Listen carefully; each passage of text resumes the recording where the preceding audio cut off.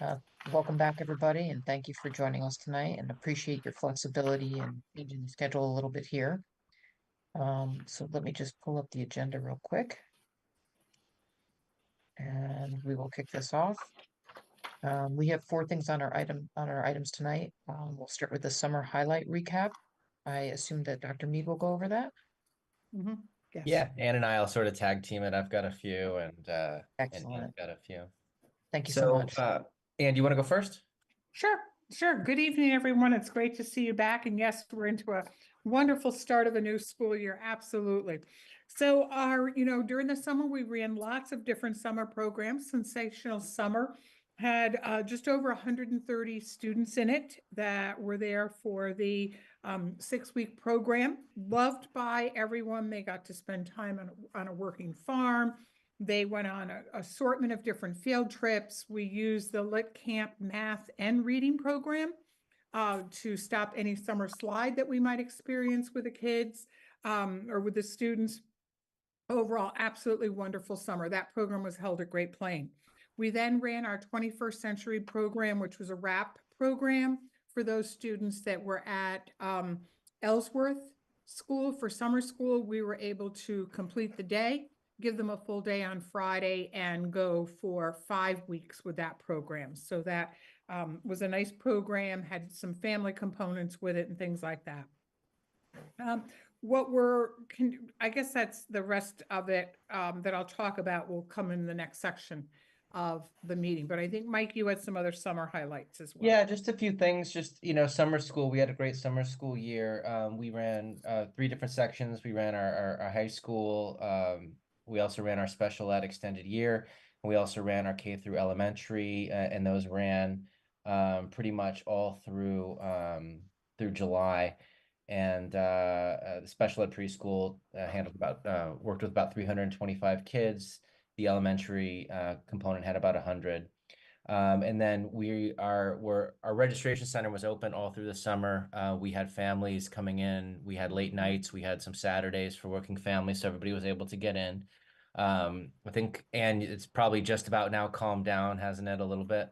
It has. Today there were 5 free chairs at one point today, which is great. We have like 30 chairs, and often during the day we'd be moving chairs around Yeah. so that everybody could have a seat, whether they were there for registration or the food pantry that we have, or just to Grace, my assistant director, spends a lot of time helping families get onto Parent Square that may not understand it.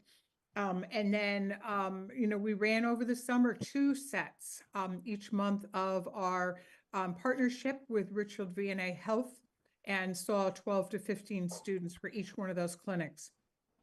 They provide a full physical, immunizations, height screening, blood work and urinalysis, eyes, ears, everything that the students need provided by a doctor to start school on time. So well worth it. If you're ever around, come see one of the clinics that's going today. We had 15 students enrolled today. And then they come back 2 days later to have the time test read for TB and any other follow-up. We also work very hard at making sure the students are signed up for Husky and the parents are signed up for Husky and for SNAP, which is our food programs. That's great. Thank you, Ann. Yeah. And I just got some year-to-date enrollment numbers. So as we've talked about, I think in here, and then also probably in finance and a few other committees, the early weeks of the year, the enrollment really sort of takes these breaths. It expands and contracts and expands and contracts, and a lot of that is because the number will start high. Well, it'll tick up in those first couple of days because more people keep coming.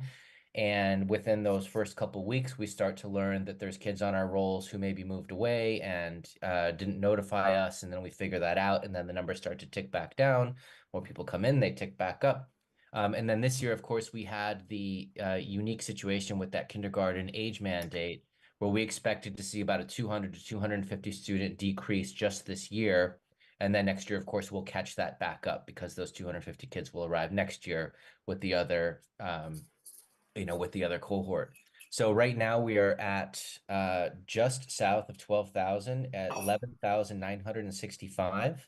And this really tracks perfectly. If you add that 250, we're right at about 12,200 right about where we would have expected to be in a normal year. So we're right on track, more or less. And you know, if you take out that kindergarten, you know, we're you know, probably just slightly above where we would have been at this time last year. So. Thanks very much. Mhm. Questions from committee members? Any questions? Comments? Yeah, I do. Mike, on the change in the kindergarten date, are we still expecting that to have a negative effect? Or do you think at the end it'll just turn around and you'll be bombarded with kids coming Mhm. in? I do think we'll see a few more, but I don't think we'll have a full-size class like we did last year. But the thing is, those are 3 kids here, 5 kids here, 10 kids here. So it's not like you actually shut down a section. It's just a tiny little bit off a series, you know, but of a bunch of different sections. So we see it in the numbers, but in the day-to-day, you probably don't feel it a whole lot. Thank you. Thanks, Rich. Any other questions? From any non-committee members? I would just like to ask Dr. Mead, the student that she was talking about, and I didn't get the enrollment number, are those new students or students that are already here that's going through the clinic? So it's a mix of both. We work very closely with the nurses if there's children who need what we call catch-up vax. So on that second day, we may have a couple extra students that come in for vaccinations that they can't get readily through their doctor or timely enough through their doctor. But the Okay. majority of those 12 to 15 children are all new children to the district, new All new children to the city. Yeah, Okay. Okay. Thank you very much. you're welcome. Any other questions? All Um, right. All Go ahead, right. Michelle. I was just wondering, one question maybe somebody, Ann, could maybe answer. If there is a student, like you were just talking about the catch-up vaccinations, if there's a student that, and this, I don't know if you'd know this answer, has like an autoimmune, some sort of autoimmune disease, let's say, and they're struggling with getting one of these vaccinations or it's in question, how do we handle cases like that? So the Richfield VNA has 3 nurses on site with us and a doctor when these clinics are done. And so just like going to your regular pediatrician and urgent care or to a general practitioner, they use the same protocols in determining what the child has, what's safe to give, and may consult with, you know, another doctor if they need to, but it's the same protocols if you were seeing your regular physician in order to determine whether it's appropriate for a child to get a vaccination or not. So is that more of a case by case kind of a situation, or? Yes. Michelle, you're muted. You I'm muted, sorry. Michelle. Thanks, sorry. In other words, is that a case by case situation typically? Like, we haven't had this conversation and I'm just wondering about that. Yeah, if the child comes with medical, they have to come with whatever medical records they have from wherever they're coming from, okay? We work with those records at least 2 weeks ahead of time. The VNA brings them in to their board and they sit and they go through exactly what that child has and has not had. For vaccines, they look at the child's medical history. They work with the doctor there at Richfield. And then case by case, they work with the family on what the child needs. We also have a fair amount of children that come in that aren't on the schedule. And so we have to provide, the doctor provides a catch-up schedule for those kids to be able to receive the vaccination so they can be enrolled in school. Okay, so are they allowed to, I guess what I'm asking is, can you be attending school without necessarily having the full So set I of don't vaccination? I don't want to interrupt, but I also don't want to get off track too much because we I have don't know. I'm looking to. I'm not sure that this is the right meeting for that conversation, I guess. That probably is better directed to our health team. Mhm. So if you wanted to pick that up with them, maybe reach out through Kara, Dr. Casimiro, and see if she can put you in touch with somebody in the health department. Okay? I didn't know you, okay, great, had a health department, okay, I Yeah, will Thank you. Carrie pursue Burke. this later. Yeah, Thank you. Carrie Burke, Head of Nursing Services, could answer those questions. Yeah. Yeah. Great, thanks. I'll look into it further. Appreciate that. All right. Okay. So, any other questions before we move on? All right, let's move on to item number 2. The superintendent wants to meet you, which is happening September 21st at Yes. Broadview Middle School. That's correct. So we are planning this event for, it's a Saturday morning at Broadview. It will be for parents and kids. Anne can jump into and share some of the details, but the idea is that everyone will arrive about 9:30. There'll be a snack for the kids, and then about 9:45, parents will head into the auditorium for a Q&A with Dr. Casimiro, and we'll have a group of teachers there that will take the kids and to a variety of activities. We're still working out the scope of what they're going to be. There might be some robotics, might be some sports, might be some STEM learning there. Just activities to keep the kids engaged for about 45 minutes. The parents will be in the auditorium from about 9:45 to 10:30. Of course, board members will be joining us. We've actually ordered your shirts. So it'll be an opportunity to, not just talk with Kara, but obviously, meet members of the community, answer questions, and let them meet you as well. At about 10:45, 10:30, 10:45, the parents will come back into the cafeteria, be reconnected with the kids. We'll have some coffee in Danish, and then everyone will depart from there. So that's sort of the broad scope of the day. In order to get ready for this, we're going to be putting out a video. In fact, I saw the Parent Square come in just as we were starting. I think that might have been it from Grace. I had no chance to look Yeah, at that it was yet. that. I think that's the early dismissal tomorrow. Grace was working Oh, on it as I left. okay. Yeah. So either tonight or tomorrow, you'll be getting an invitation to this event with a little RSVP. And at that time, participants will have an opportunity to put a question through. We'll consolidate the questions, and I'm sure like whenever we do these, we get a lot of the same question. So we'll figure out what those sort of top 5 or 10 questions are for Kara. We're also planning to have a note card system in place where if people didn't write questions in on the RSVP, they can jot a question down on the note. We will have translation devices there. We will have Spanish. We are working on Portuguese in real time. So those will be just like we do at the board meetings. It's you put the little earpiece in, and then Lori will be translating in real time. What am I forgetting, Anne? I think you got it all. Okay. Yeah. Should be a great opportunity for our families to meet Dr. Casimiro as well as board members. So wonderful. It is my understanding that about after the Q&A, the board members from 10:30 on basically would be there to mingle and get to know the parents and sort of Mhm. answer one-on-one questions. Yes, exactly. Is there any high points that Kara wants the board members to stress this year, or just sort of wing it based on what? In other words, is there anything that she would like us Yeah. to emphasize if in a conversations with parents? I won't speak for Kara. She hasn't given me any talking points, but if I had to venture a guess, it probably connects very closely to our 4th item on the agenda, which is just getting the messaging out there about the academy, what it is, and kind of why it's a transformational change.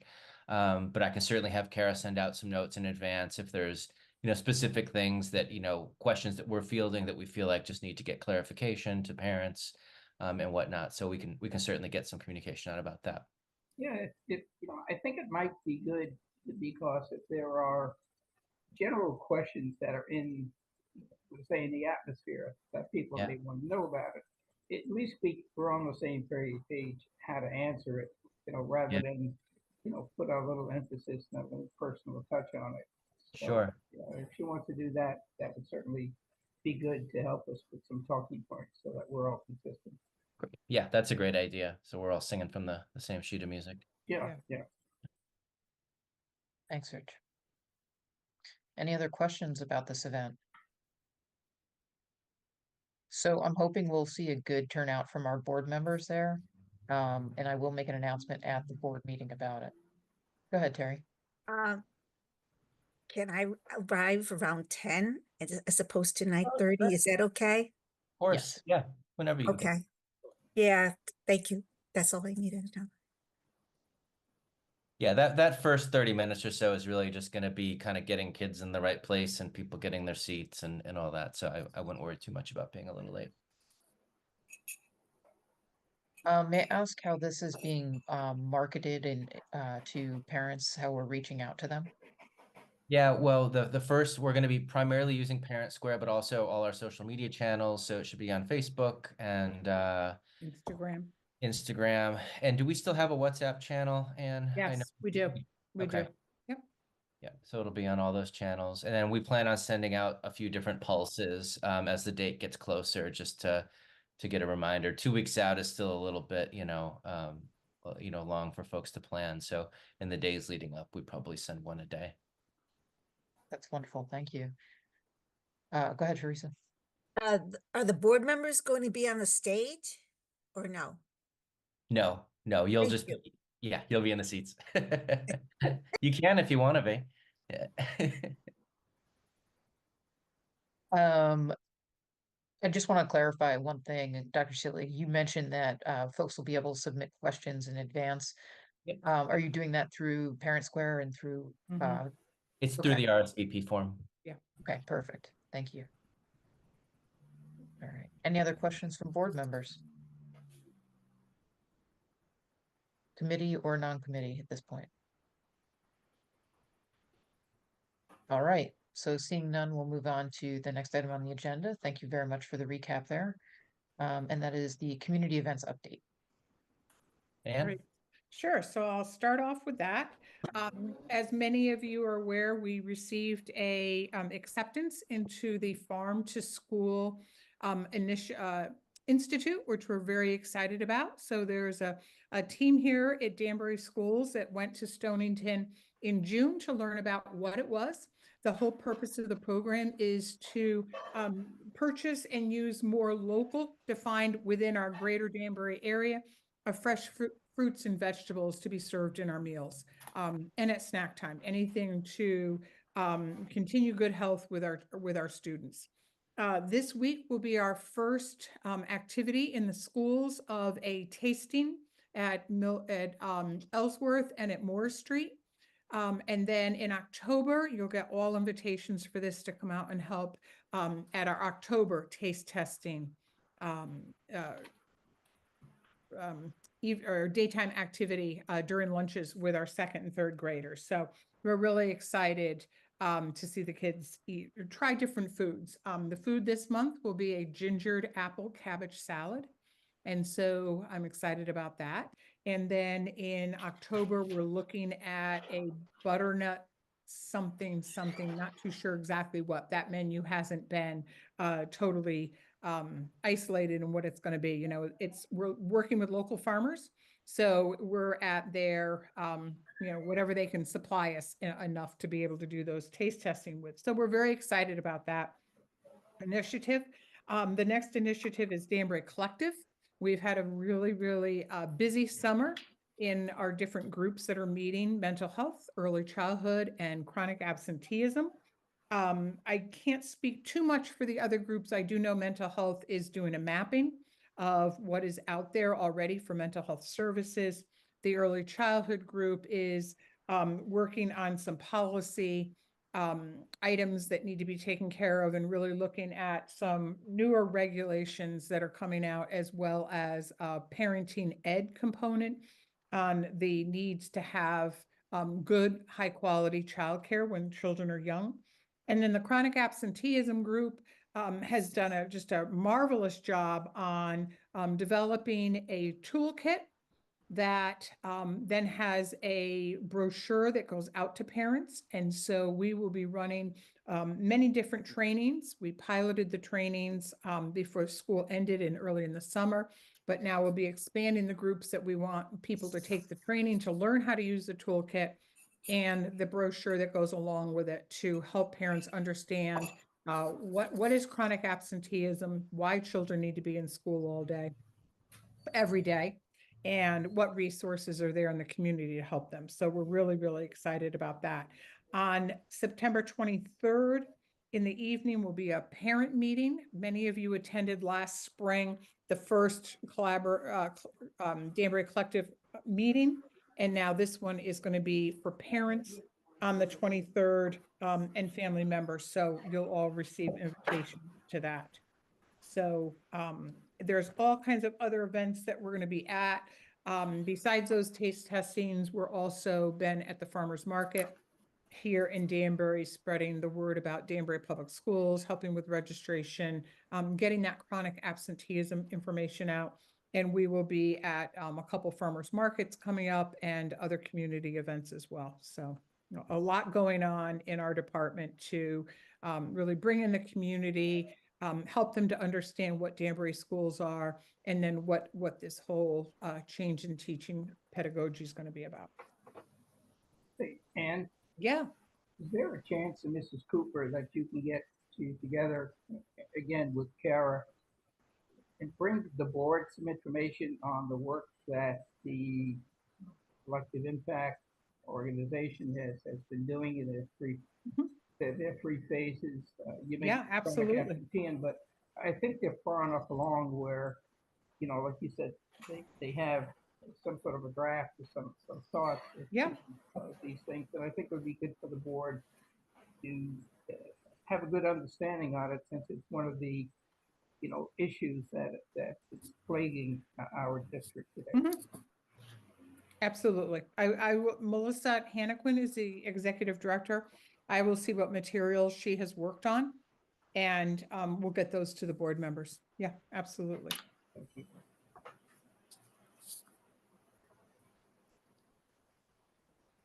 Any other questions for Dr. Yes, Nita?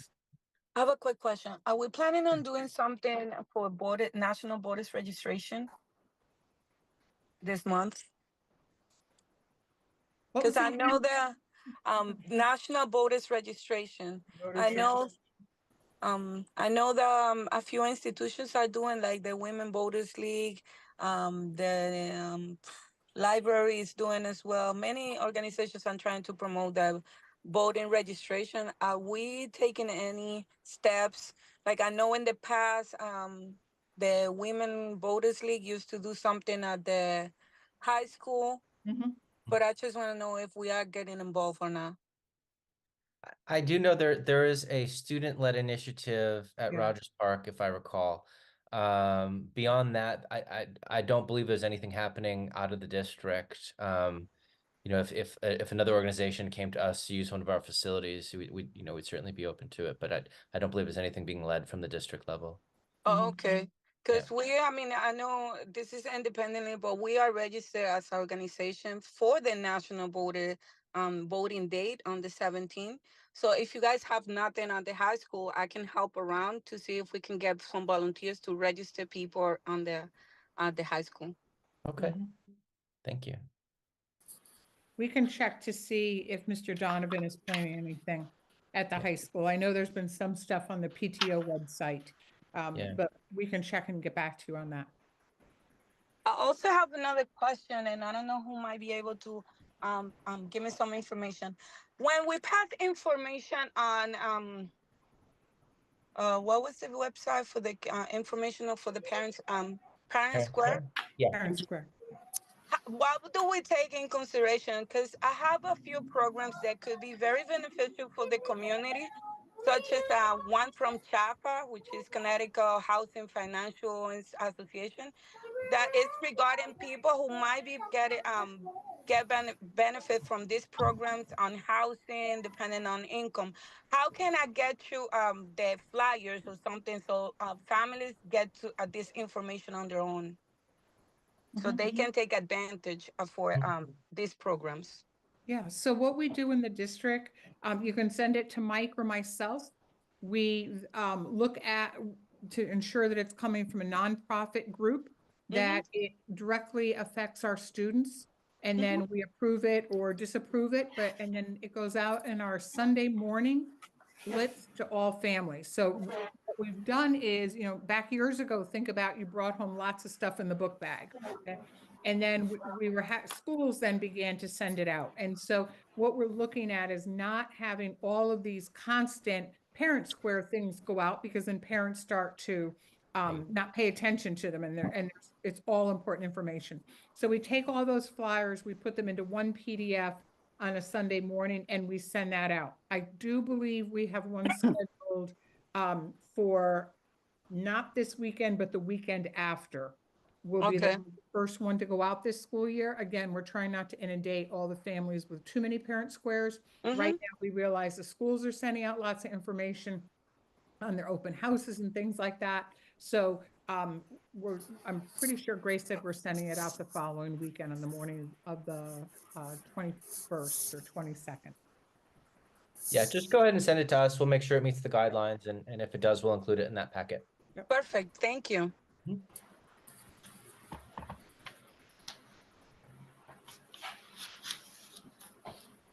And I have one last question before I forget. Where do we refer families with homeless families? So that comes to the Face Center. You can send them whenever, but Wednesday's the best day. Lisa Basher is our social worker that handles everything. McKinney Vento, or homeless family, she's there on Wednesday. Plus she's there 2 other half days a week, or her time is dedicated to the homeless. And often she's out in schools at that point. I'm sorry, my apologies. You say Lisa? Lisa Basher, Basher. Basher. Okay, and on Wednesdays, that's the best day? Yes. Perfect. Thank you very much. But anybody working in the registration center can connect We to all know family about it. very quickly. Absolutely. Okay. Yeah. Perfect. Thank you very much. I do see a question in the chat, Dr. Selig, about when the event for voter registration at Rogers Park is, if you can provide some info about that. Yep. I will share that out. Okay, thank you so much. All right, anything else that falls under the purview of community events update for now?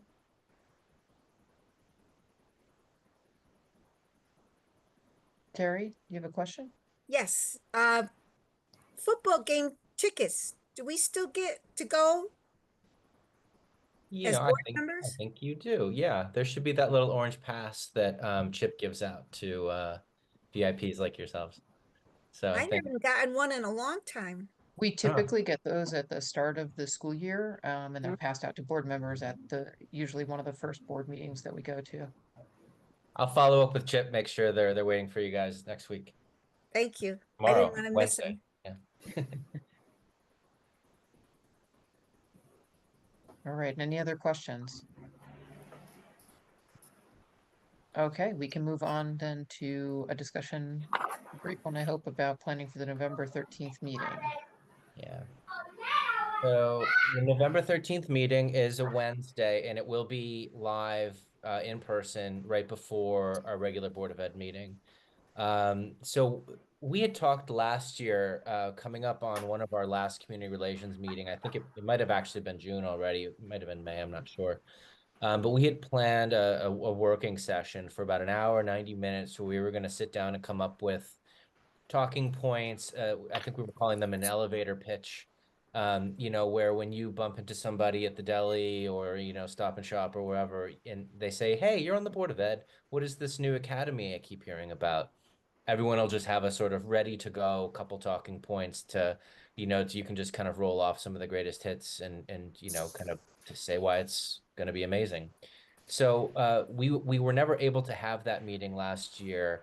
So what we wanted to do was bring that back for our next meeting and use the hour or so to sit down, review some of the copy that we have on hand, some of the things that we've put out already through letters and on the website, and that we've sort of sent out through other, media channels, and sort of just work on consolidating that down to some digestible pieces that we can all just kind of keep on a little note card, in your back pocket or, wherever, and just kind of have them at the ready. So Kate, I think you know, that would be a really effective way to use our next session. And then we have them all ready to go. And, you know, in the 6-7 months here leading up to the opening of that new building, I think we're really going to start to see a lot of discussion and, you know, buzz around the Career Academy. So everybody in this group and certainly the broader board will, you know, will have some things ready to go to, you know, to respond to any questions they get in the community. I think, Mike, too, to that point, one of the questions that I've been asked a lot lately is why did you change the name from the academy? Yeah, so we're Yeah. gonna put that down as a talking point, so. Yeah, we can add that one. Yeah. Committee members, are there other things that you'd like to put on the agenda for the November 13th meeting that you think we should be discussing or working on?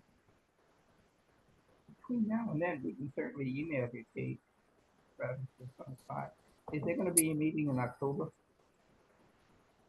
We don't have one scheduled right now, and I think that's in deference to the fact that we have so many different committees and so many different meetings that are happening.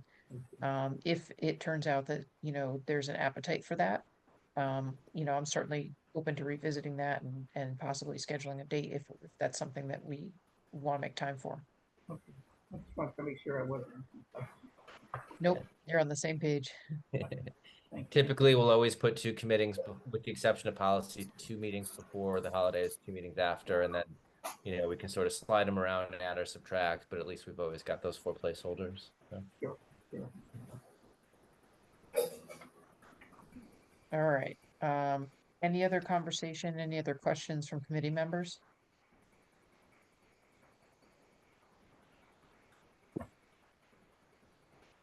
Non-committee members, any last information you want to share or questions you have?